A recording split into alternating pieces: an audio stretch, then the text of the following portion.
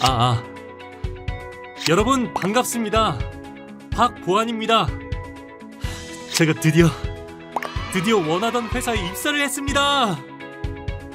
저의 열정이 불타오르네요. 뭐든지 전부 잘할 수 있어요. 시켜만 주세요.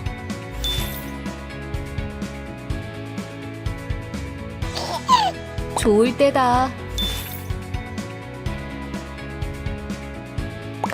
박보아님, 들떠있지만 말고 일을 해야죠. 자, 이것 좀 분쇄기에 파쇄하고 와줘요. 네, 임무 완벽히 완수하겠습니다. 그래요. 완벽히 잘하고 와요. 과장님, 근데 이 자료는 개인정보가 포함되어 있어 파기하시는 거예요? 오, 좀 알고 있는데? 박주임님, 개인정보 보호가 왜 중요한지는 알고 있어요? 중요하다는 건 알고 있는데 여러분, 회사에서 개인정보를 보호하는 게 그렇게 중요한 일인가요? 그렇다면 개인정보를 왜 보호해야 할까요?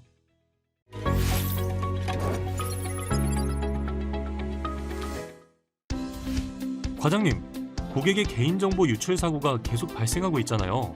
가장 대표적인 사례로는 어떤 게 있을까요? 혹시 페이스북 개인정보 유출 사건 들어봤어요?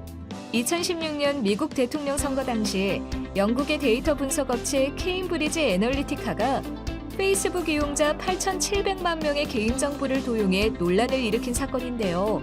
페이스북은 이 과정에서 개인정보 수집을 용인하고 사용자들에게 수집 여부를 알리지 않아 많은 비난을 받았어요. 와, 진짜요? 엄청나네요. 믿었던 기업에서 자신의 개인정보가 유출되었다면 충격이 정말 클 것 같아요. 또 다른 사례도 있을까요? 박주임님은 IoT에 대해서 잘 알고 있어요? 그럼요. 과장님은 저를 너무 모르시네요. 전 시대를 앞서가는 트렌드 세터라고요. 아이고, 그러세요? 그런데 그 IoT가 해킹에 굉장히 취약하다는 사실을 알고 있어요? 당연히 알고 있죠. 관리자의 계정 설정이 취약한 IoT 기기를 스캐닝하고 접속하여 악성 코드를 전파하는 식으로 개인정보나 영상을 탈취하는 일이 많이 벌어지고 있잖아요. 특히 개인의 사생활이 담긴 영상 등이 유출되어 더 끔찍한 범죄로 이어지고 있다고 들었어요. 잘 알고 있네요. 이런 사건들 중에 반려동물 사이트 및 IP 카메라가 해킹당한 사건이 있었어요. 이 사례는 해킹 프로그램을 이용해서 반려동물 사이트를 공격하고 사이트에서 회원들의 IP 카메라 정보를 포함한 접속 정보 등 개인 정보를 해킹한 뒤 그걸 이용해서 4년 동안 도합 264개 IP 카메라에 무단으로 접속해 개인 사생활을 엿보거나 불법 촬영하여 그 영상물을 저장했어요. 정말 말도 안 되는 사건이네요. 앞으로는 IoT 보안에 더욱 신경을 써야겠어요. 그런데 과장님은 정말 모르는 게 없으신 것 같아요. 저도 과장님처럼 개인정보 보호에 대한 전문가가 되어야겠어요. 최근 개인정보 49만 건이 유출된 H여행사는 1심에서 H여행사 법인과 정보보호 최고 책임자는 각각 1,000만 원의 벌금을 선고받았습니다. 1심 판결에서는 개인정보 유출과 관련하여 첫째, 여권 번호와 예약 내역이 포함된 고객 정보가 유출된 점, 둘째, 관리자가 별도의 인증 수단 없이 본인 아이디와 비밀번호만으로 고객 정보가 담긴 시스템에 접근할 수 있었던 점을 들었습니다. 또 다른 개인정보 유출 사례는 2020년 상반기에 떠들썩했던 N번방 사건입니다. N번방 사건에서 어떤 개인정보 침해가 일어났는지 자세히 살펴볼까요? 먼저 N번방 운영자는 공범인 구청 공익근무요원에게 피해자와 회원들의 개인정보 조회를 요청합니다. 요청을 받은 구청 공익근무요원은 구청 내 개인정보 처리 시스템에서 피해자와 회원들의 개인정보를 불법 조회하고 N번방 운영자에게 무단 제공합니다. 그 후 N번방 운영자는 불법으로 제공받은 개인정보로 N번방 피해자와 회원들을 협박하여 금품을 갈취합니다. 이 사건에서 가장 큰 문제는 N번방 운영 공범인 구청 공익근무요원에 의해 피해자와 회원들의 개인정보가 불법으로 조회되고 N번방 운영자에게 무단 제공되었다는 점입니다. 이러한 개인정보 불법 조회 및 제3자 무단 제공은 보이스피싱, 협박 등 2차 피해로 이어지고 있으며 그 피해는 나날이 증가하고 있는 실정입니다. 다음은 가상화폐 거래소의 내부 직원에 의한 개인정보 유출 사례입니다. 직원이 자택에서 사용하는 개인용 PC에 내부 업무용 문서를 보관하다가 해킹을 당해 비거래소 계정 정보, 계좌 정보, 거래 정보 등 개인 정보가 유출된 사례인데요. 이 사건에서 짚고 넘어갈 점은 3가지입니다. 첫째, 개인용 PC에 중요 업무 문서를 보관하였다. 둘째, 이메일과 이동형 저장 매체를 통한 보안 통제 적용이 미흡하였다. 셋째, 정보보호 인식이 부족하였다. 이 사건으로 비거래소는 가상화폐 해킹으로 약 190억이라는 큰 피해를 보게 되었습니다. 이처럼 개인정보 유출 사고는 매년 지속적으로 발생하고 있으며 그 피해 규모도 점차 증가하고 있습니다. 또 유출 건수별 평균 과태료 부과액도 증가 추세에 있는데요. 특히 대부분의 개인정보 유출이 온라인에서 발생하기 때문에 정보통신망을 통한 침해가 증가하고 있어 이에 대한 대비가 필요합니다. 개인정보 유노출로 인한 피해는 해킹 또는 고의적 유출에 의한 경우도 있지만 내부 직원의 관리 소홀, 실수 등이 원인이 되는 경우도 많아 내부 직원에 대한 관리 및 보안 인식 강화에 대한 노력이 필요합니다.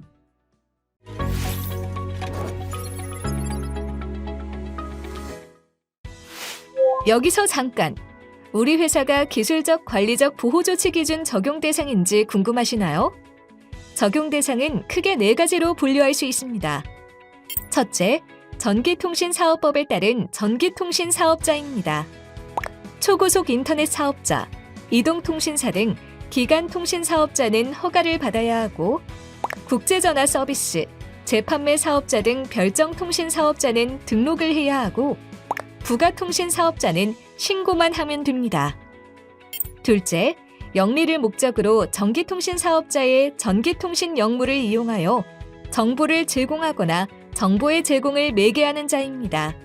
오프라인에 물품 등을 판매하면서 웹사이트에서 회원가입을 받는 경우도 포함합니다. 셋째, 정보통신 서비스 제공자로부터 개인정보를 제공받은 자입니다. 마지막으로 방송법에 따른 방송사업자 및 수탁자입니다.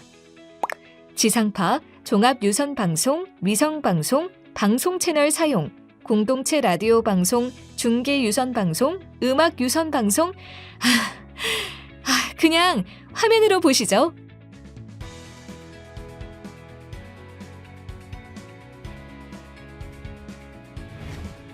개인정보의 기술적 관리적 보호 조치는 왜 하는 걸까요? 첫째, 개인정보의 안전성 확보를 위하여 필요한 최소한의 기준을 정하는 것을 목적으로 합니다. 둘째, 정보통신 서비스 제공자들은 사업 규모, 개인정보 보유수 등을 고려하여 스스로의 환경에 맞는 개인정보 보호 조치 기준을 수립하여 시행해야 합니다. 여기서 개인정보의 기술적 관리적 보호 조치의 개념도를 잠깐 살펴보겠습니다. 이러한 보호 조치가 우리 회사의 개인정보 보호와는 어떤 관련이 있을까요? 앞으로 배울 과정에서 다음 개념들에 대해 자세히 배우도록 하겠습니다.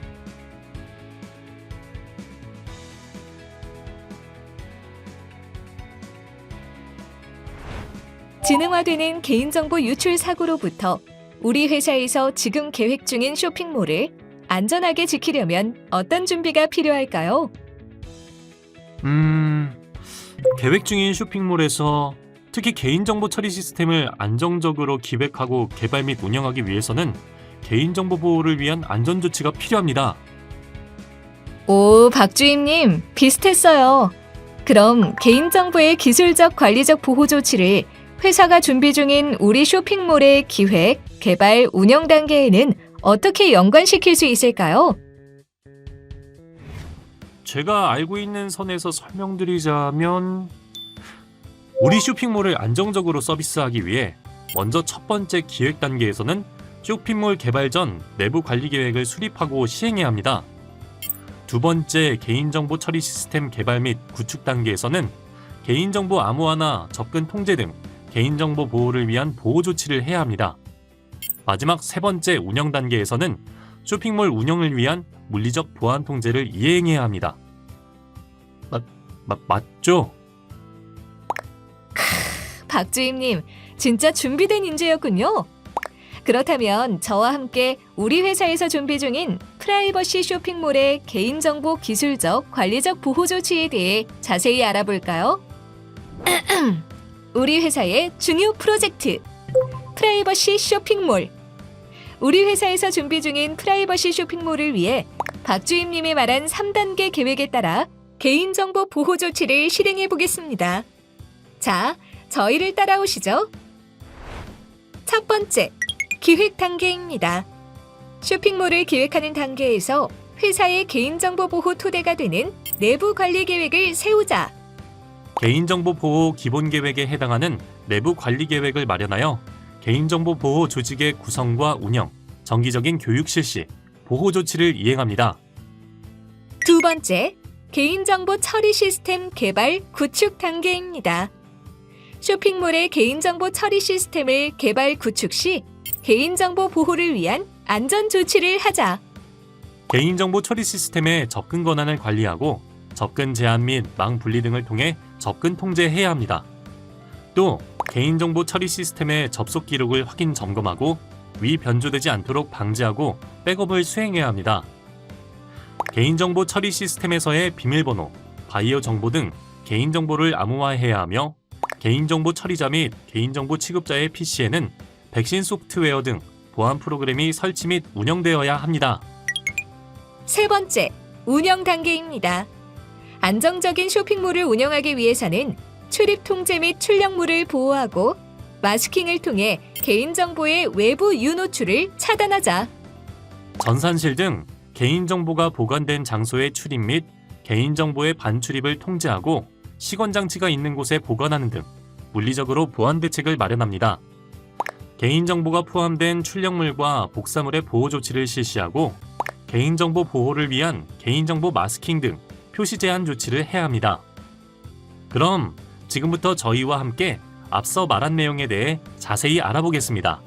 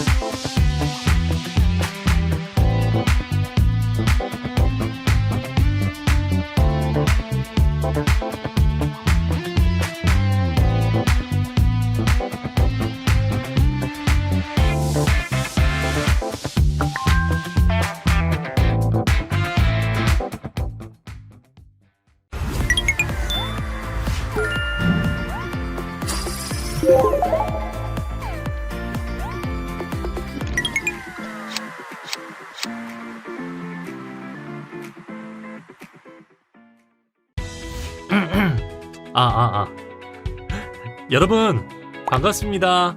박보안입니다. 이 깔끔한 책상을 한번 보세요. 이제 좀 프로 냄새가 나죠? 박보안 또 시작이네. 보면 참 해맑아. 그나저나 앞서 내부 관리 계획 수립은 했고 업무용 PC와 개인정보 처리 시스템에 기술적 안전 조치를 취해야 하는데 뭐부터 해야 하지? 박주임님 뭐예요?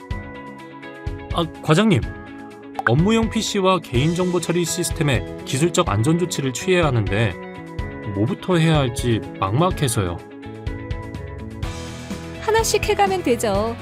오늘은 우선 접근 권한, 접속 기록의 안전 조치부터 시작해요.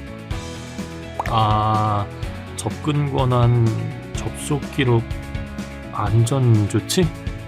여러분, 개인정보 처리 시스템의 개발 구축 시 안전 조치를 어떻게 해야 하는지 아시나요?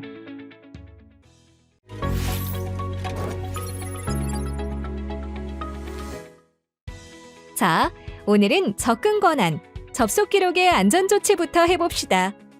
네, 차근차근 알아보겠습니다.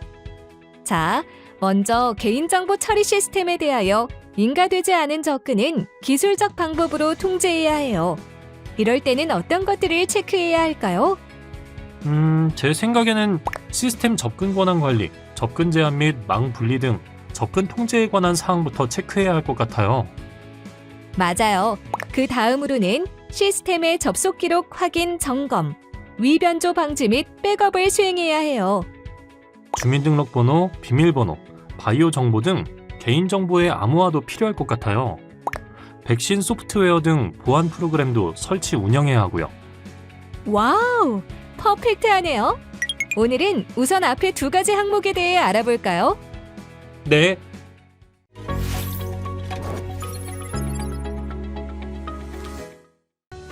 개인정보보호법 관련 고시를 보면 개인정보의 기술적, 관리적 보호 조치 기준 중 접근 통제의 내용을 준수하여 개인정보 시스템의 접근 권한 관리 및 불법적인 접근을 차단해야 한다는 내용이 있습니다.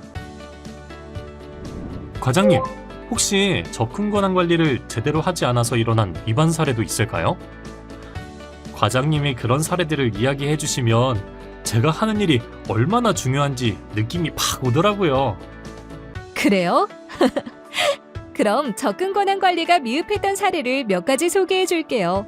첫 번째 사례는 A 쇼핑센터에서 퇴직한 직원의 계정을 변경하지 않고 유지하였다가 퇴직한 A씨가 재직 시 사용하던 아이디와 패스워드로 접근하여 고객 명부 탈취 후 경쟁업체에 판매한 사례가 있었어요.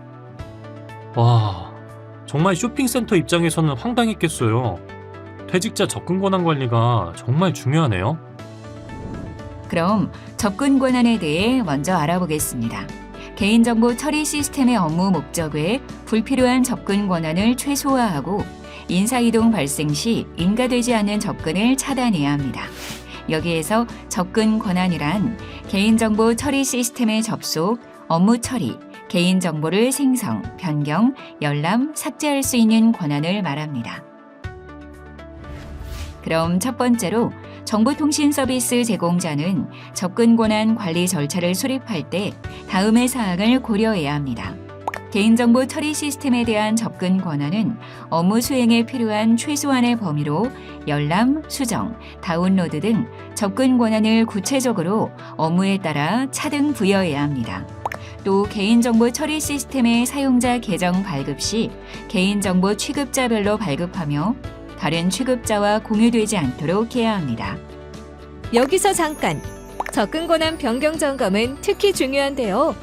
조직 개편, 인사 발령, 업무 분장 변경 시 지체 없이 접근 권한 변경 또는 말소해야 합니다. 꼭 체크해 주세요. 그리고 개인정보 처리 시스템 권한 변경 시 접근 권한 변경 또는 말소에 대한 내역을 기록하고 그 기록을 최소 5년간 보관해야 합니다. 이어서 정보통신 서비스 제공자는 이용자가 안전한 비밀번호를 이용할 수 있도록 비밀번호 작성 규칙을 수립하고 이행해야 합니다.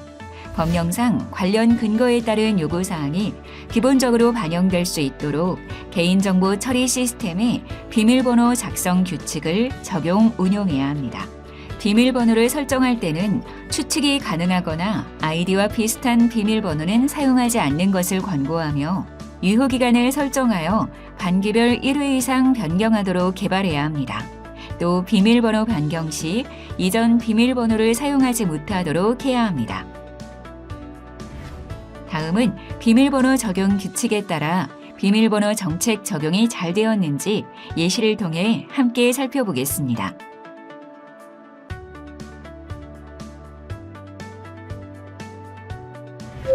다음 세 번째, 정보통신 서비스 제공자는 정보통신망을 통한 불법적인 접근 및 침해 사고 방지를 위해 접근 통제 기능을 포함한 보호 조치를 해야 해요.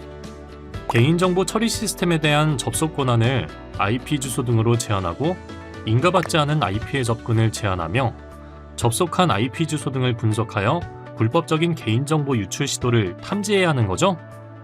네, 맞아요. 개인정보 처리 시스템에 접속할 수 있고 인가된 사용자인지 구분하기 위한 대응 조치가 필요해요. 또한 네트워크 장비의 외부 침입 차단 기능을 이용하고 접근 통제 대상이 무엇인지도 구분할 수 있어야 해요. 이외에도 정보통신 서비스 제공자는 개인정보 취급자가 정보통신망을 통해 외부에서 개인정보 처리 시스템에 접속이 필요한 경우에는 안전한 인증 수단을 적용해야 합니다.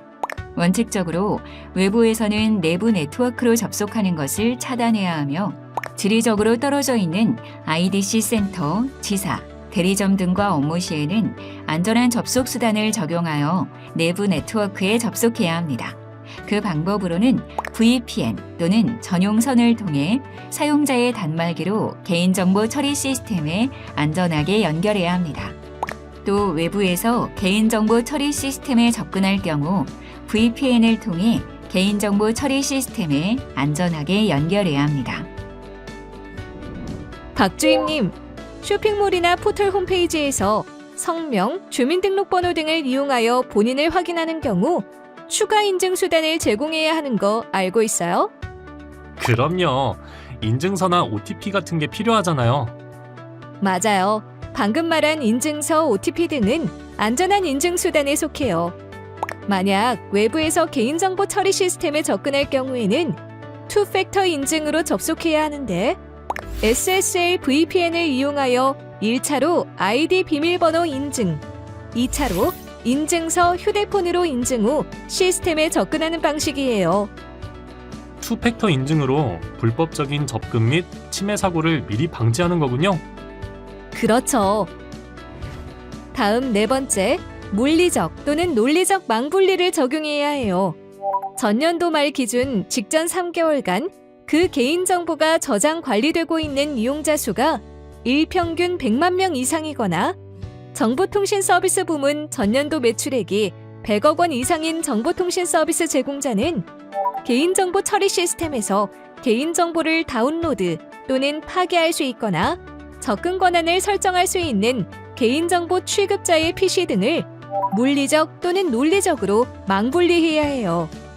망분리로 개인정보의 유노출을 차단하는 거군요. 그렇죠. 그럼 망분리 대상에 대해 조금 더 자세히 알려주세요. 네, 그러죠. 분리 대상에는 첫째, 개인정보 처리 시스템에서 개인정보를 다운로드할 수 있는 개인정보 취급자의 PC로 다운로드는 엑셀, 워드 등 파일 형태로 저장하는 것을 의미해요. 둘째, 개인정보 처리 시스템에서 개인정보를 파괴할 수 있는 개인정보 취급자의 PC로 테이블 또는 데이터베이스를 삭제하는 것을 의미해요.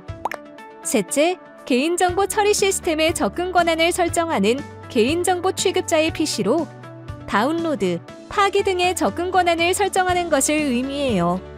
어렵지는 않죠?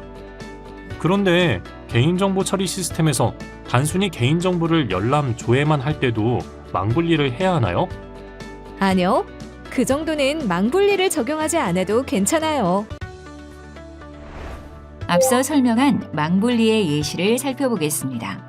대량의 개인정보를 다운로드가 할 수 있는 개인정보 취급자의 PC 등은 망분리를 통하여 외부로부터의 위협을 원천적으로 차단해야 합니다.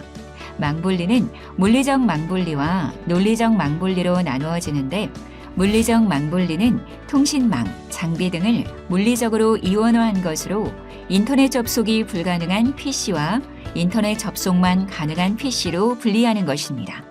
논리적 망분리는 물리적으로 하나의 통신망, 장비 등을 사용하면서 가상화 등의 방법으로 인터넷 접속이 불가능한 내부 업무 영역과 인터넷 접속 영역을 분리하는 것을 말합니다.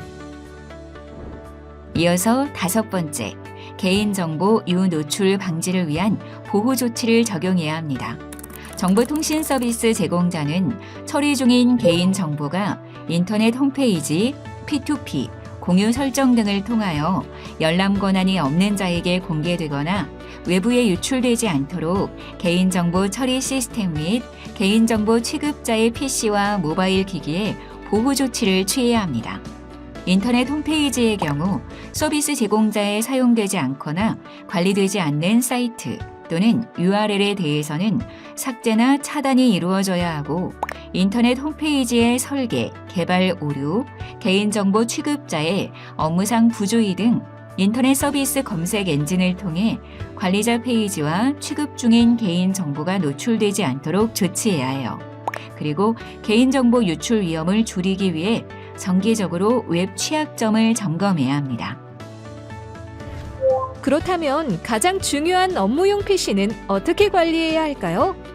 박주임님, 혹시 알고 있어요? 그럼요. 우리가 하루 종일 쓰고 있는데 가장 신경 써야죠. 오호, 멋진 마음가짐이에요. 자, 그럼 업무용 PC를 안전하게 보호해 볼까요? 먼저 업무용 PC의 로그인 비밀번호를 설정하고 윈도우즈 방화벽을 설치해야 합니다. 그리고 인터넷 접속을 제한해야 하는데요. P2P 프로그램, 상용 웹메일, 웹하드, 메신저, SNS 서비스 등 고의 부주의로 인한 개인정보 유노출을 방지하기 위함이죠. 그리고 당연히 백신을 설치하여 최신 버전으로 업데이트하고 관리해야 합니다. 불필요하거나 보유기간이 지난 개인정보는 주기적 점검 후 전체, 일부를 파기해야 합니다. 이야, 박주임님 정확하게 알고 있네요. 개인정보 취급자는 임직원, 파견 근로자, 아르바이트 등 다양하니 항상 철저하게 관리 감독해야 해요. 과장님, 업무용 모바일 기기는 어떻게 관리해야 할까요? 업무용 PC랑 비슷할 것 같긴 한데요. 비슷하죠. PC와 마찬가지로 백신을 설치 운영해야 하고 불필요하거나 보유기간이 지난 개인정보는 주기적 점검 후 전체 또는 일부를 파기해야 됩니다. 항상 신뢰할 수 있는 무선망을 이용해야 하고요. 분실 도난으로 인한 유출 방지를 위해 보안 설정을 확실하게 해야 합니다. 당연히 중요한 파일이라면 암호화해야겠죠? 이젠 확실히 알겠어요. 자, 우리 회사의 보안은 제게 맡겨주세요. 오버하지 마세요. 아직 더 남았다고요. 다음 6번째, 자동 접속 차단 조치를 적용해요. 정보통신 서비스 제공자는 개인정보 처리 시스템에 대한 개인정보 취급자의 접속이 필요한 시간 동안만 최대 접속 시간 제한 등의 조치를 취해야 합니다. 예를 들어 사용자가 일정 시간 이상 업무 처리를 하지 않는 경우 세션 타임아웃과 같은 접속 차단 조치가 이루어져야 합니다. 한 가지, 업무용 PC의 화면 보호기는 접속 차단이 아니라는 거 꼭 기억해 두세요. 아, 화면 보호기는 접속 차단이 아니군요. 최대 접속 시간은 최소한으로 정해야 하고 장시간 접속이 필요하면 접속 시간 등 기록을 보관 관리해야 하는 거 맞죠? 맞아요. 이런 조치를 통해 자동 접속을 차단할 수 있어요.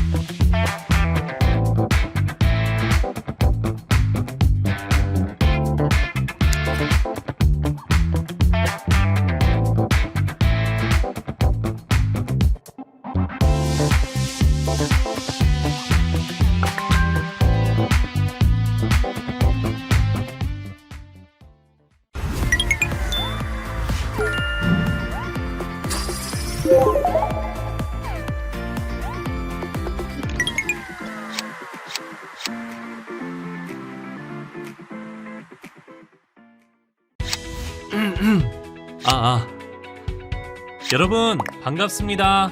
박보안입니다. 지금 제가 좀 바빠서요. 할 일이 산더미입니다. 사실 제가 없으면 회사가 돌아가지를 않거든요. 야, 다 했으니 저장해야지. 역시 나란 인간 오늘도 퍼펙트했어. 박주임님, 개인정보를 그렇게 허술하게 관리하면 어떻게 해요? 아, 과장님 오셨어요? 개인정보가 담긴 문서는 암호화를 해야죠. 아, 맞다. 암호화를 해야죠. 죄송합니다. 얼른 다시 하겠습니다. 여러분, 큰일 날 뻔했습니다. 개인정보가 들어있는 문서는 꼭 암호화를 해야 하거든요.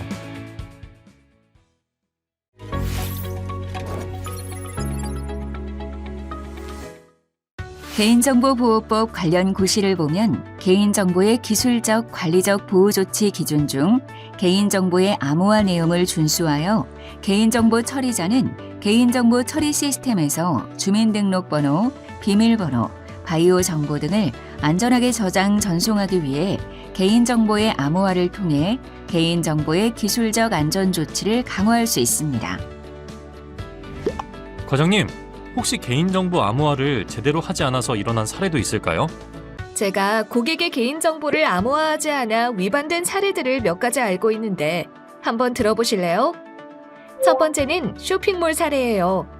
A 인터넷 쇼핑몰은 회원들의 개인정보를 보호하기 위해 안전한 알고리즘으로 암호화하여 관리하고 있다고 했는데 조사해 보니 회원 및 관리자의 비밀번호가 일방향 암호화되지 않고 평문으로 저장되어 있는 것으로 드러난 거예요.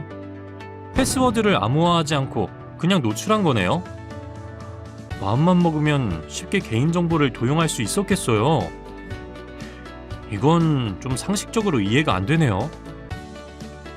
이해가 안 되는 일이죠. 하지만 놓치기 쉬운 일이기도 해요. 다른 사례도 있어요. 고등학생 대상의 온라인 교육 서비스를 제공하는 B업체는 개인정보 보호를 위하여 결제 페이지에 SSL을 적용하였는데 로그인 페이지에는 SSL을 적용하지 않아 비밀번호가 암호화되지 않은 채 평문으로 전송되고 있는 것을 발견하게 된 거예요. 와, 아찔한데요? 그렇죠. 우리가 왜 개인정보를 암호화해야 하는지 이제 알겠어요? 네, 확실히 알겠어요. 정보통신 기술이 발전하면서 개인정보는 다양한 위협에 노출되어 있으니 중요한 개인정보를 해킹하거나 실수로 노출되지 않도록 개인정보의 전송 및 저장 시 암호화를 해야 하는 거죠? 맞아요. 우리의 개인정보가 어이없게 노출되지 않도록 개인정보 암호화에 힘쓰자고요. 네, 알겠습니다. 다음은 개인정보의 암호화 원칙입니다. 첫째, 개인정보 처리 시스템의 비밀번호, 바이오 정보, 주민등록번호 등과 같은 개인정보가 암호화되지 않고 저장 및 전송되는 경우 노출 및 위변조 등의 위험이 있으므로 개인정보 처리 시스템에 저장하거나 네트워크를 통해 전송할 때는 해당 정보의 불법적인 노출 또는 위변조 방지를 위한 일방향 함수, 암호화 등의 방법이 제공되어야 합니다.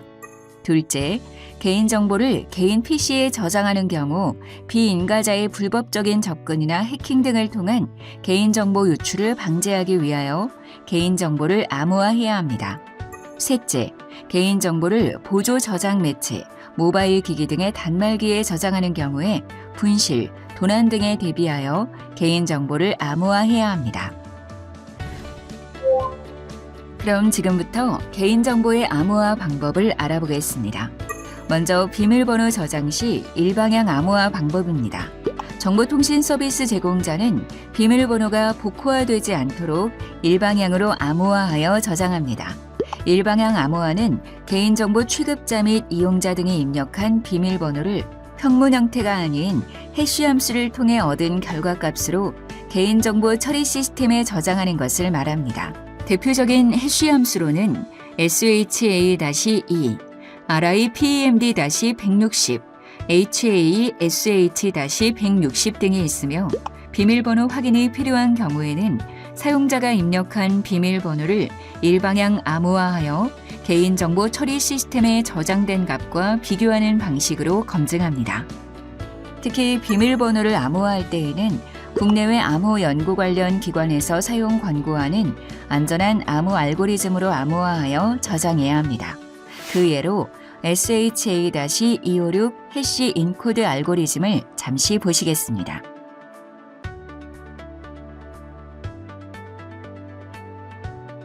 앞서 설명했듯이 비밀번호는 일방향 암호화하기 때문에 복호화가 불가능하므로 개인정보 처리 시스템 개발 시 임의의 비밀번호 제공 또는 재설정을 할 수 있는 기능을 포함해야 합니다.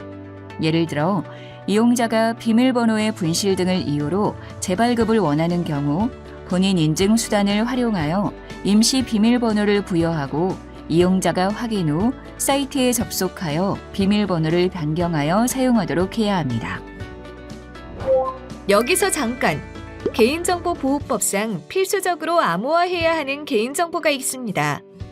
주민등록번호, 여권번호, 운전면허번호, 외국인 등록번호, 신용카드번호, 계좌번호, 바이오 정보는 반드시 암호화 적용이 되어야 하는 개인정보인 거죠.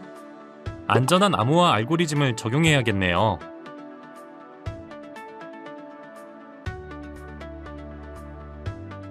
맞아요. 그리고 암호화에 사용되는 암호키는 암호화된 데이터를 복호화할 수 있는 중요한 정보이므로 암호키의 안전한 관리 절차를 수립해야 한다는 점 꼭 기억해 주세요. 또한 개인정보 처리 시스템의 데이터베이스를 암호화할 수 있는 방식은 다음과 같이 구분할 수 있으며 암호 및 복호화 모듈의 위치와 암호 및 복호화 모듈의 요청 위치의 조합을 고려하여 선택해야 합니다.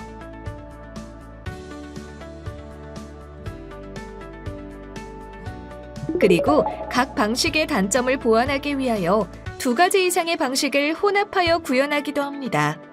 이 경우 구축 시 많은 비용이 소요되지만 어플리케이션 서버 및 DB 서버의 성능과 보안성을 높일 수 있습니다. 다음은 암호화 방식 선택 시 고려사항입니다. 개인정보 처리 시스템 암호화 방식마다 성능에 미치는 영향이 다르므로 구축 환경에 따라 암호화 방식의 특성, 장단점 및 제약사항 등을 고려하여 DB 암호화 방식을 선택해야 합니다. 암호 및 복호화 모듈의 위치와 암호 및 복호화 요청 위치에 따라 어플리케이션 서버 또는 DB 서버의 성능에 영향을 미칠 수 있습니다. 예를 들어 DB 서버 암호화 방식은 암호 및 복호화 시 DB 서버의 자원을 추가적으로 사용하므로 대량의 트랜잭션 작업에서 DB 서버의 성능 저하가 발생할 수 있습니다. 그렇기 때문에 현재 운영 중이거나 향후 개발 예정인 개인정보 처리 시스템의 목적 및 환경에 맞게 쉽게 구현이 가능한 암호화 방식을 선택해야 하고 응용 프로그램 및 DB 스키마 수정 등을 최소화하고 개발 환경에 맞게 성능을 최대화할 수 있도록 해야 합니다.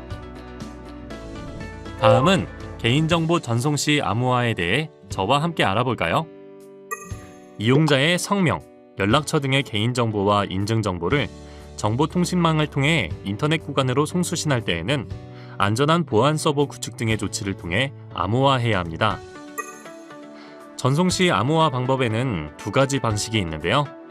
웹서버에 SSL 인증서를 설치하여 전송하는 정보를 암호화하는 방식과 웹서버에 암호화 응용 프로그램을 설치하여 전송하는 정보를 암호화하는 방식이 있습니다. 그렇다면 개인정보 처리 시스템이 아닌 개인정보 취급자 PC 내 개인정보를 저장할 때는 어떻게 암호화하는지 살펴보겠습니다. 개인정보의 PC 저장 시 암호화는 안전한 암호화 알고리즘이 탑재된 암호화 소프트웨어 등을 활용하는 방법이 있습니다. 개인정보의 저장 형태가 오피스 파일 형태일 때에는 해당 프로그램에서 제공하는 암호 설정 기능을 활용하면 됩니다. 또 다른 방법으로는 MS 윈도우 운영 체제에서 제공하는 비트라커를 활용한 암호화 방법도 있습니다. 먼저 비트라커를 실행하고 보조 저장 매체의 암호 설정 및 암호화를 합니다. 마지막으로 복구 키를 백업하면 됩니다. 또 다른 암호화 방안으로 파일 시스템 암호화 방식이 있습니다.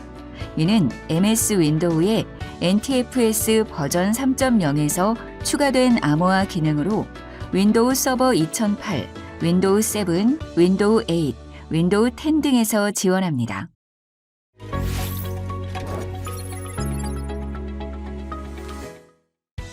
개인정보보호법 관련 고시를 보면 개인정보의 기술적, 관리적 보호 조치 기준 중 악성 프로그램 방지의 내용을 준수하여 개인정보 처리 시스템을 관리하는 서버 및 개인정보 취급자, 개인 PC 모두 악성 프로그램 방지를 위한 보안 프로그램을 설치, 운영하여 개인정보의 기술적 안전 조치를 강화할 수 있습니다. 과장님, 이제 마지막으로 기술적 안전 조치로 백신 소프트웨어 등 보안 프로그램을 설치 운영해야 하는데요. 이게 참 귀찮더라고요. 이걸 매번 꼭 해야 하는 건가요? 어휴, 큰일 날 소리. 보안 프로그램 설치 운영이 귀찮다고 게을리했다가는 회사 개인정보가 유출될 수 있어요. 그래요? 한 사례를 들어볼까요? 결혼 중개업을 하던 어떤 C업체는 데이터베이스 운영 인력 부족으로 수개월째 별도 보안 업데이트 없이 방치하고 있었고, 이를 악용한 해커가 회원들의 개인정보를 전부 빼돌린 사례가 있었어요. 와, 정말요? 한순간의 방심이 업체에 큰 손실을 가져왔네요. 악성 프로그램 예방 조치는 왜 필요할까요? 임직원이 사용하는 서버와 PC는 개인 정보를 보관, 처리하고 회사의 중요 시스템에 접근하는 데 사용됩니다. 이러한 서버나 PC에 바이러스, 랜섬웨어 등 악성 프로그램이 설치되면 회사의 개인 정보가 유출되거나 해킹을 통해 중요 시스템에 접근할 수 있는 경유지로 활용될 수 있습니다. 따라서 회사는 악성 프로그램을 방지하기 위하여 보안 프로그램과 보안 패치를 설치하는 것이 필요합니다. 그럼 보안 프로그램을 설치하는 목적은 보안 프로그램을 통해 악성 프로그램이 설치되었다 하더라도 이른 시간 안에 탐지하여 제거할 수 있어 중장기적으로 발생할 수 있는 큰 피해를 막을 수 있기 때문이겠네요. 맞아요. 여기서 잠깐 악성 프로그램으로 인해 기업에 어떤 피해가 발생하는지 살펴볼까요? 악성 프로그램이 설치된 PC나 네트워크는 급격하게 느려지고 오작동 또는 작동 불가 상태가 됩니다. PC에 저장된 관리자 아이디와 비밀번호, 인증서 및 인증서의 비밀번호가 유출될 수 있으며, 악성 프로그램이 설치된 PC와 네트워크로 연결된 저장 장치에 저장된 개인정보, 금융정보, 산업기술 등 중요 정보가 유출 또는 훼손될 수 있습니다. 또 악성 프로그램을 통한 홈페이지 해킹 등으로 인해 인터넷 서비스가 중단될 수 있습니다. 상당히 심각하네요. 개인정보 처리 시스템 서버 및 업무용 PC 등에는 악성 프로그램 등을 방지 및 치료할 수 있는 보안 프로그램을 설치해야 합니다. 보안 프로그램은 그 목적과 기능에 따라 다양한 종류의 제품이 있으므로 정보통신 서비스 제공자는 스스로의 환경에 맞는 보안 프로그램을 설치해야 합니다. 그럼 보안 프로그램은 어떻게 운영해야 하나요? 먼저 보안 프로그램 설치 후 최신 상태의 보안 업데이트를 적용해야 해요. 그 다음은 보안 프로그램의 정책, 환경 설정 등을 통해 사내의 보안 정책을 적용하고, 보안 프로그램을 통해 발견되는 악성 프로그램 등 확산 방지 조치를 하면 됩니다. 앞서 보안 프로그램을 설치하고 운영하셨다면 보안 업데이트를 실시해야 합니다. 응용 프로그램이나 운영체제 보안 취약점 등을 악용하는 악성 프로그램 관련 경보가 발령되었거나 응용 프로그램이나 운영체제 소프트웨어의 제작 업체에서 보안 업데이트 공지가 있을 때에는 즉시 업데이트를 실시해야 합니다. 보안 업데이트 공지 여부를 지속적으로 확인하여 보안 업데이트 적용 시점 및 방법 등을 검토하고 적용해야 합니다. 또한 보안 업데이트는 업무 연속성이 이루어질 수 있도록 적용하는 것이 필요하며, 가능한 자동으로 보안 업데이트를 설정해야 하며 적용 일자 및 설치, 변경, 제거 내용 등을 기록하는 형상 관리를 권고하고 있습니다. 아참, 최근에 저장 매체를 통한 보안 사고도 많이 일어나고 있더라고요. 아무래도 악의적으로 작은 저장 매체를 이용해 정보를 빼간다면 막기가 어려울 것 같아요. 막기가 쉽지 않죠. 그래서 개인정보 저장 미디어에도 보호 조치가 필요해요. 보호 조치 방법을 알아보기 전에 저장 매체를 통한 보안 사고를 잠시 살펴볼까요? 네, 실제 사례를 들으면 확 경각심이 들더라고요. F은행의 IT센터 외주업체 직원이 대학 선배의 부탁을 받고 은행 전상망의 시스템에 접속하여 고객 정보 10만 3천 건을 USB에 저장 5차례에 걸쳐 전달한 사례가 있었어요. 와, 진짜 10만 건이 넘는 개인정보가 허무하게 유출되었네요. 정말 순식간이죠? 다음 보안 사고도 들어봐요. G그룹의 콜센터 H사의 직원이 G그룹의 고객정보 DB에 접속하여 보너스 카드 회원 1151만 명의 이름, 주민등록번호, 주소, 회사 전화번호, 이메일 등의 회원 정보를 사무실 업무용 PC에 내려받은 뒤 DVD로 복사하여 이를 통해 금전적 이득을 취하려고 시도한 사례예요. 정말 무섭네요. 그럼 저장 매체에는 어떤 종류가 있는지 알아봐야 할 것 같아요. 함께 볼까요? 보조 저장 매체의 종류는 크게 독립 저장 매체와 휴대용 단말기에 내장된 저장 장치로 나눌 수 있습니다. 먼저 독립 저장 매체에는 USB 메모리, USB 외장 하드, SD 메모리 카드, 마이크로 SD 메모리 카드, 보안 USB 등이 있고, 휴대용 단말기에 내장된 저장 장치에는 스마트폰, 태블릿 PC 등이 있습니다. USB와 보안 USB의 차이를 살펴보면 USB는 범용 직렬 버스, 유니버설 시리얼 버스의 약자로 PC와 같은 단말기와 주변 기기 및 저장 장치를 접속하는 데 사용됩니다. PC 이외에도 게임기 같은 단말기, 키보드, 마우스, 프린터, 스캐너, 카메라 등 주변 기기, 다양한 저장 장치에서 USB를 지원하고 있습니다. 흔히 USB라고 말하는 것은 플래시 메모리를 USB로 접속하여 사용할 수 있도록 만든 USB 메모리입니다. 보안 USB는 파일 저장 시 암호 및 복호화, 메모리에 접근 시 비밀번호나 생체 인증, PC로의 데이터 복제 방지 등의 보안 기능을 보강한 USB 메모리의 일종입니다. 일반 USB 메모리보다 비싸지만 산업기술 등 중요 정보를 이동할 때 활용할 수 있습니다.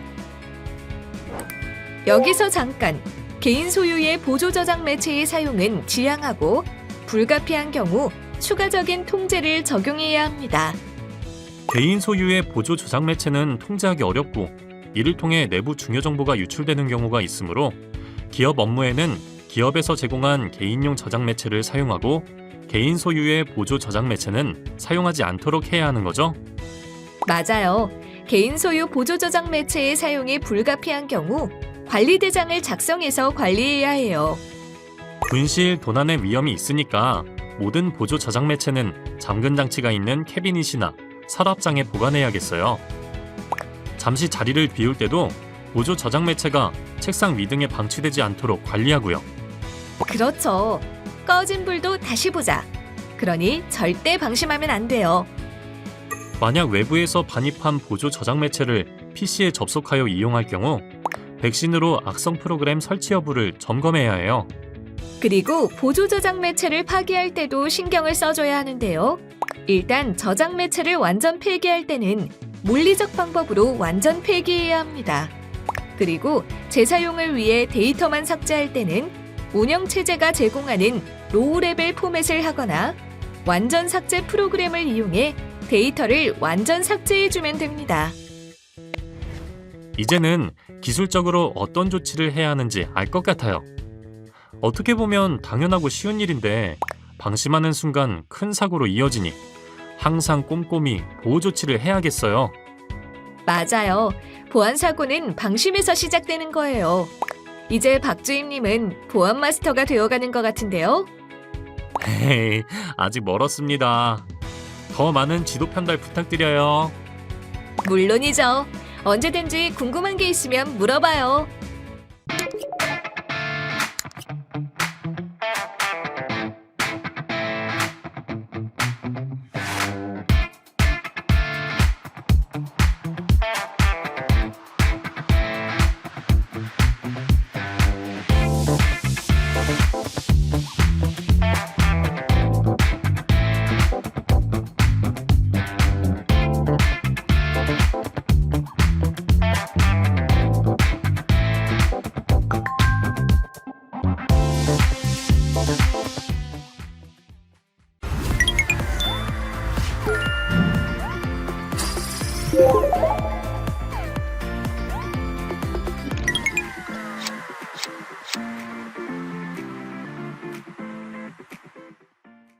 여러분, 반갑습니다. 박보안입니다. 제가 모든 안전조치를 마치고 이제야 좀 여유로워졌습니다. 이 퍼펙트한 삶이란? 여러분도 아시죠? 박주임님, 지금 여유 부릴 때가 아닐 텐데요. 네? 내부 관리 계획도 세웠고 시스템 안전 조치도 했는데 뭐가 또 남았나요? 아니, 벌써 잊어버린 거예요? 마지막 3단계가 남았잖아요. 아, 기억났어요. 외부의 접근과 개인정보 유노출 차단을 위해 물리적인 보호 조치를 취해야 하는 거 말이죠. 여러분, 이제 진짜 마지막입니다. 개인정보 안전 조치를 위해서 조금의 빈틈도 허용할 수는 없겠죠? 우리의 서비스, 우리의 고객 정보가 안정적으로 보호될 수 있도록 물리적인 보호막을 함께 만들어 보자고요.